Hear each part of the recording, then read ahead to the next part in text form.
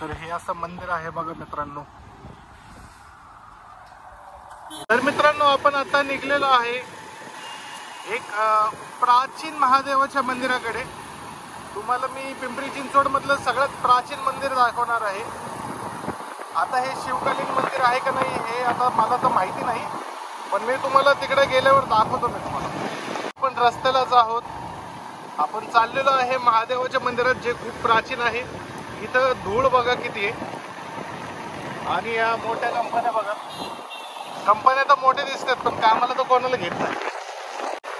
College सगळ्या कॉलेजमध्ये कोणीच नाहीये. ऑनलाईन कॉलेजेस चालू आहे. चिंचवड मधलं हे ICMR कॉलेज बघा.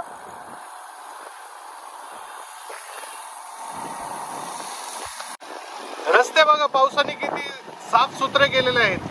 जे काम प्रशासनाला जमलं नाही ते पावसाने करून दाखवले बघा. एकदम सुंदर रस्ते बनवलेले आहेत.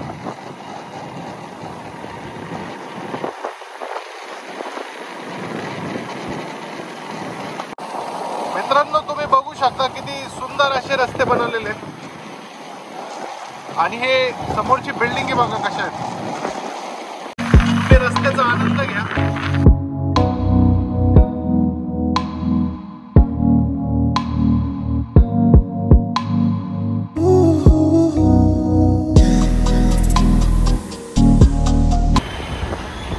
तर मित्रांनो तुम्ही बघत असाल किती सुंदर असं दृश्य आहे. आजूबाजूला साफ सुथरे रस्ते आहेत.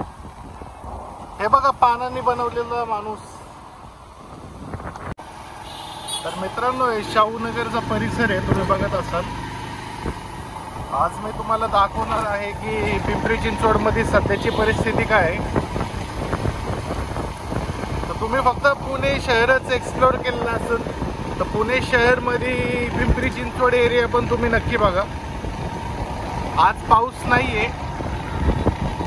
आज ऊन पडलेलं आहे. फ्रेश वातावरण झालेलं आहे. पण पाऊस पडण्याची शक्यता असेल आज. तर आता मित्रांनो 1 मिनिटाच्या अंतरावर आता रस्त्यालाच मंदिर लागेल. प्राचीन काळातलं महादेवाचं मंदिर आहे. शिवकालीन आहे का नाही याचे काही पुरावे किंवा डॉक्युमेंट्स नाहीये. तुम्हाला माहिती असेल तर तुम्ही कमेंट. तर अशा प्रकारे आपण पोहोचलेलो आहोत मंदिराच्या ठिकाणी. आता मी गाडी इथं लावत आहे.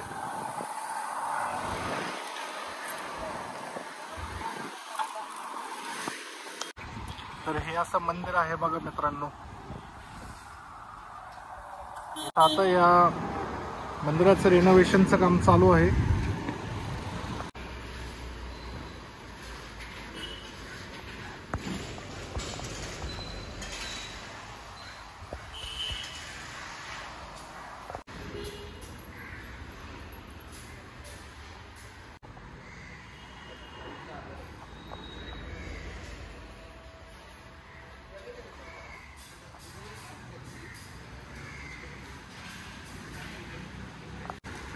अशा प्रकारे मंदिराचं दर्शन झालेलं आहे. तुम्ही बघू शकाल किती सुंदर असं मंदिर आहे. हे प्राचीन मंदिर होतं. आता याला रिनोव्हेट केलेलं आहे. त्याच्या समोर बघा.